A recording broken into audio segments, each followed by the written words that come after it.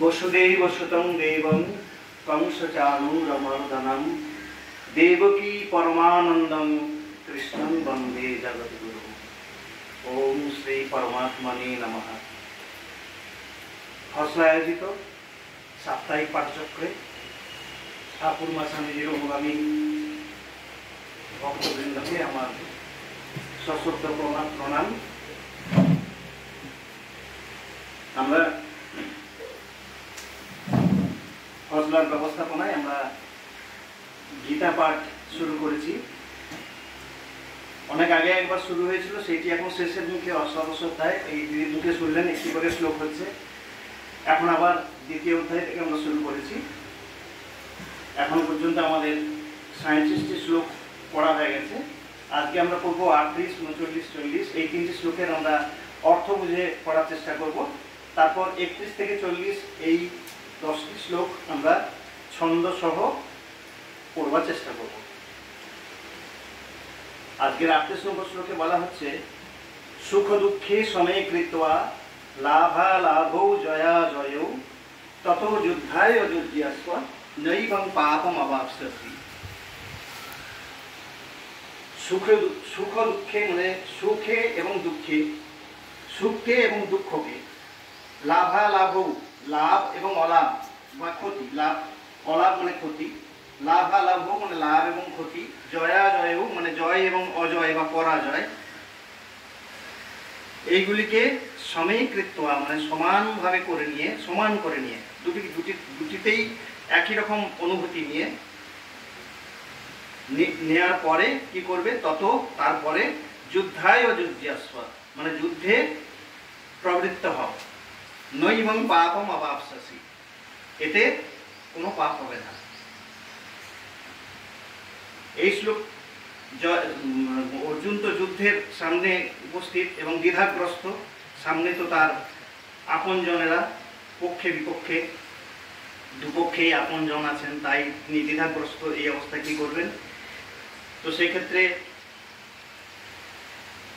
যুদ্ধে তো জয় পরাজয়টাই হয়, তাই জয়া জয়ও, জয় হলে লাভ হয় আর পরাজয় হলে ক্ষতি হয়, আবার লাভ হলে সুখ হয় আর ক্ষতি হলে দুঃখ হয়। তাই এই সুখ দুঃখে সমীকৃত্বা লাভা লাভৌ জয়া জয়ৌ মানে জয় পরাজয়, লাভ ক্ষতি, সুখ দুঃখ সমীকৃত্বা মানে এগুলি সবগুলিকে সমান ধরে নিয়ে তত যুদ্ধায় যুজ্যাস্ব মানে তারপর তুমি যুদ্ধে অবতীর্ণ হও, এতে তোমার কোনো পাপ হবে না। এখানে ভগবান শ্রীকৃষ্ণ অর্জুনকে বোঝাচ্ছেন। এই বোঝাতে গিয়ে একটা উনি রীতি ফলো করছেন। সেটা হচ্ছে যে প্রথমে আমরা যেমন আমাদের আপনজন কেউ ভুল করতে গেলে তাকে আমরা কিভাবে বোঝাই, প্রথমে বলি সেটা করলে কি হবে, তারপর বোঝাই না করলে কি হবে, এবং তারপর আমরা তাকে নির্দেশ দিই যে এইটা করো। ভগবান শ্রীকৃষ্ণ ঠিক সেইভাবেই কিন্তু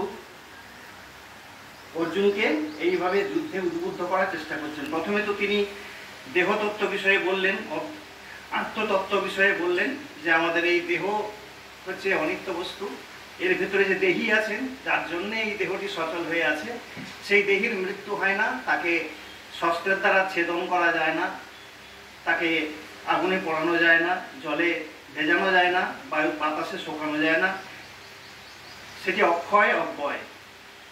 সুতরাং তুমি কেন চিন্তা করছো? মৃত্যু হলে সেটা দেহের মৃত্যু হয়, দেহীর মৃত্যু হয় না, আত্মার মৃত্যু হয় না। সেই কথা বলার পরে এবার এইখানে তিনি বোঝাতে চেয়েছেন যে যুদ্ধ করলে কি লাভ। উনি 31 নম্বর শ্লোকে বলছেন, আমি বাংলাটাই বলছি, যে স্বধর্ম লক্ষ্য করেও তোমার ভীত হওয়া উচিত নয়, কারণ ধর্মসঙ্গত যুদ্ধ অপেক্ষা ক্ষত্রিয়ের পক্ষে মঙ্গল করার কিছুই নাই। তারপরে শ্লোকে বলছেন, হে পার্থ, অনায়াস প্রাপ্ত উন্মুক্ত স্বর্গদ্বার সদৃশ এই প্রকার ধর্মযুদ্ধ ভাগ্যবান ক্ষত্রিয়গণই লাভ করেন। এই দুটি শ্লোকে উনি বললেন যে ভালো দিকটি, তুমি যুদ্ধ করলে তাতে কি হতে পারে। এই তোমার সামনে ক্ষত্রিয়ের হলো ধর্মযুদ্ধে তিনি যদি হত হন তাহলেও কিন্তু স্বর্গ লাভ করেন, কাজেই তোমার এতে কোনো ক্ষতিই হবে না। তারপর উনি না করলে কি হবে সেটি এই পরের 4টি শ্লোকে বুঝিয়েছেন। আর যদি এই ধর্মযুদ্ধ না করো তাহলে স্বীয় ক্ষত্রিয় ধর্ম ও কীর্তি পরিত্যাগ হেতু তুমি পাপের ভাগী হবে, আর সকলে চিরকাল তোমার অখ্যাতি ঘোষণা করবে। এটি পরের শ্লোকে বলছেন, সম্মানিত ব্যক্তির পক্ষে অখ্যাতি মৃত্যু অপেক্ষাও অধিকতর দুঃখদায়ক। তারপরের শ্লোকে বলছেন, মহারথীগণ মনে করবেন তুমি ভয় পেয়ে যুদ্ধ থেকে নিবৃত্ত হয়েছ, এবং তুমি যাদের নিকট সম্মানিত ছিলে তাদের নিকট হেয় হবে। তারপরে বলছেন, তোমার শত্রুগণও তোমার সামর্থ্যের নিন্দা করে বহু কথা অকথা বলবে, তার চেয়ে অধিকতর দুঃখের আর কি হতে পারে। এইবার তিনি তাকে একদম স্পষ্ট নির্দেশ দিচ্ছেন যে, হতো বা প্রাপ্স্যসি স্বর্গং জিত্বা বা ভক্ষ্যসে মহিম তস্মাৎ উত্তিষ্ঠ কৌন্তেয় যুদ্ধায় কৃত নিশ্চয়। হে কৌন্তেয়, এই যুদ্ধে নিহত হলে তুমি স্বর্গ লাভ করিবে, আর জয়ী হলে রাজ্য ভোগ করিবে। অতএব যুদ্ধের জন্য দৃঢ় সংকল্প হইয়া উত্থিত হও। তারপরে আজকের শ্লোকটিতে কি বললেন, যে তুমি ক্ষত্রিয়, ধর্মযুদ্ধই তোমার স্বধর্ম, সুতরাং তুমি সুখে অনুরাগ ও দুঃখে দেশ না করিয়া এবং লাভ ও ক্ষতি, জয় ও পরাজয় তুল্য জ্ঞান করিয়া ধর্মযুদ্ধের জন্য প্রস্তুত হও। এইরূপ করিলে গুরুজনাদি বধজনিত পাপ তোমার হইবে না। এই পর্যন্ত তিনি এইভাবে বোঝালেন। এরপরে আবার অন্যভাবে বোঝাবার চেষ্টা করছেন। এরপরের শ্লোকে বলছেন যে, এষা তে বিহিতা সাংখ্যে বুদ্ধির যোগে তিমাং শ্রেণু বুদ্ধিয়া যুক্ত জয়া পার্থ কর্মবন্ধন প্রহাস্যসি। এর আগের শ্লোকে বলেছেন কিভাবে নিষ্কাম কর্ম করতে হয়, মানে সুখ দুঃখ, লাভ ক্ষতি, জয় পরাজয় এই সবকে সমান দৃষ্টিতে দেখতে হয়, সেটাকেই বলে নিষ্কাম কর্ম। এখানে এষা বলতে এই জ্ঞান, এষা বুদ্ধি, এখানে বুদ্ধি মানে জ্ঞান, এষা বুদ্ধি সাংখ্যে তে অভিহিতা, মানে তোমাকে এই জ্ঞান সাংখ্য যোগের দৃষ্টিভঙ্গিতে তোমাকে আত্মতত্ত্ব বিষয়ে তোমাকে এই জ্ঞানটি বলা হলো। তো ইমান যোগে শ্রী, এবার তিনি কর্মযোগে, মানে যোগে মানে এখানে কর্মযোগে, কর্মযোগের মাধ্যমে, ওই যে নিষ্কাম কর্মযোগের মাধ্যমে কিভাবে তুমি এই জিনিসটাকে তুমি বুঝবে সেটা আমি তোমাকে বলছি, শোনো। বুদ্ধিয়া যুক্ত জয়া পার্থ, অর্থাৎ যে জ্ঞান যুক্ত হলে হে পার্থ কর্মবন্ধন প্রহাস্যসি, তুমি কর্মবন্ধন থেকে মুক্ত হবে। যে জ্ঞান প্রাপ্ত হলে তুমি কর্মবন্ধন থেকে মুক্ত হবে। নেহাভিক্রমণাস্তি প্রত্যবায় ন বিদ্যতে স্বল্পম অপ্যস্য ধর্মস্য ত্রায়তে মহতো ভায়া। কি হোক, মানে এখানে এই যে নিষ্কাম কর্মরূপ যে কর্মযোগের কথা বলছেন, তাতে কিন্তু অভিক্রমণ আসন ন অস্তি, তাতে কিন্তু আরব্ধ কর্মের নিষ্ফলতা নেই। আরব্ধ কর্ম শুরু করলে তার ফল কিন্তু হবেই, এবং প্রত্যবায় ন বিদ্যতে, মানে তাতে কোনো পাপও হবে না। তারপর বলছেন অশ্ব ধর্মস্য স্বল্পমপি, মানে এই ধর্মের অত্যন্ত সামান্য অংশও ত্রায়তে মহত ভয়াত, মহা ভয় থেকে তোমাকে ত্রাণ করবে বা রক্ষা করবে। এই মোক্ষ মার্গরূপ নিষ্কাম কর্মযোগে কোনো প্রকার প্রচেষ্টা নিষ্ফল হয় না, এবং বৈগুণ্যজনিত পাপও হয় না। এই নিষ্কাম কর্মযোগের অল্পমাত্র অনুষ্ঠানও জন্ম মরণরূপ সংসারের মহাভয় হইতে পরিত্রাণ করে। এই ছিল আজকের ৩টি শ্লোকের অর্থ। এবার আমরা ৩১ নম্বর শ্লোক থেকে আমরা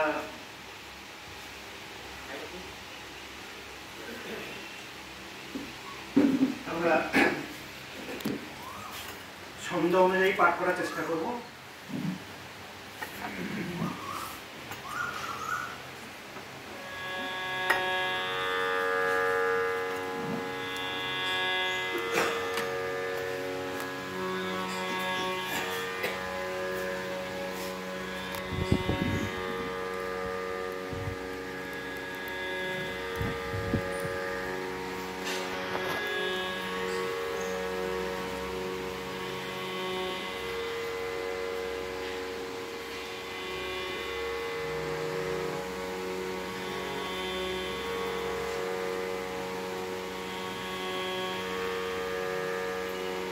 अथ द्वितीयोऽध्यायः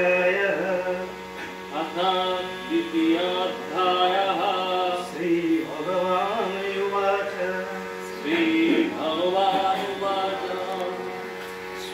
स्वधर्ममपि चावेक्षा स्वधर्ममपि चावेक्षा न विकम्पितुमर्हसि धर्माद्धियुद्धात् श्रेयोऽन्यत् क्षत्रियस्य न विद्यते यदिच्छया चोपपन्नम् स्वर्गद्वारमपावृतम् सुखिनः क्षत्रियः पार्थ लभन्ते युद्धमीदृशम् अथ चेत्त्वम् इमं धर्मम् संग्रामं न करिष्यसि ततः स्वधर्मं कीर्तिं च हित्वा पापमवाप्स्यसि अकीर्तिं चापि भूतानि कथयिष्यन्ति ते व्ययान् सम्भावितस्य च कीर्तिर् मरणादतिरिच्यते भयाद्रणादुपरतम् वंशं ते त्वन्महारथाः येषां च त्वं बहुमतो भूत्वा जास्यसि लाघवम् अवाच्यवादांश्च बहून् वदिष्यन्ति तवाहिताः निन्दन्तस्तव सामर्थ्यम् ततो दुःखतरं नु किम् हतो वा प्राप्स्यसि स्वर्गम् जित्वा वा भोक्ष्यसे महीम् तस्मादुत्तिष्ठ कौन्तेय युद्धाय कृतनिश्चयः सुखदुःखे समे कृत्वा लाभालाभो जयाजयो ततो युद्धाय युज्यस्व नैवं पापमवाप्स्यसि एषा ते विहिता सांख्ये